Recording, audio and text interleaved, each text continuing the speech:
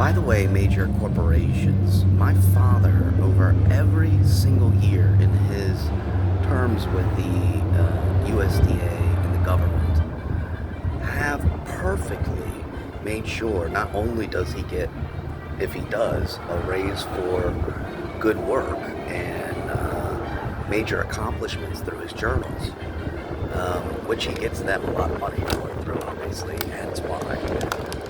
But it is ultimately how the government really does kind of work.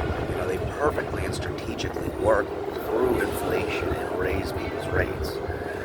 Ultimately, if we discern that a huge location of clerk jobs that already do pay high, like 1750 for loyalty and having stayed there for so long, and don't work perfectly to integrate $2 more to all these members, ultimately will create a hostility amongst your employments, and sort of a jaded feeling, not to mention a lack of ability for them to take care of their families properly, which if you do deserve to own a corporation or business, running facilitated positions under which life can be cultivated through 40 hours a week, like a family or a child.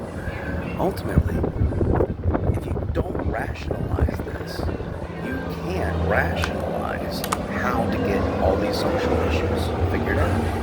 That is the core of all social premise. We are in a monetary system, a free trade system. This number goes into the numbers you have to compute to live, to sleep, to eat. If you mess with that, you are cultivating this. This is why social services are plagued with terrible gangsters exploiting people sexually and taking advantage of the system for abilities not to snitch and work other avenues through these situations.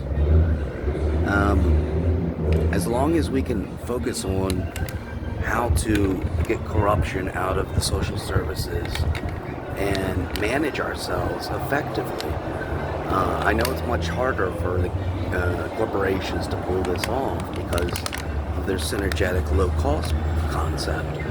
But until you humanize it, the Asians could take your torch overnight and really, in under 100 years, overthrow nearly every keychain you've ever made.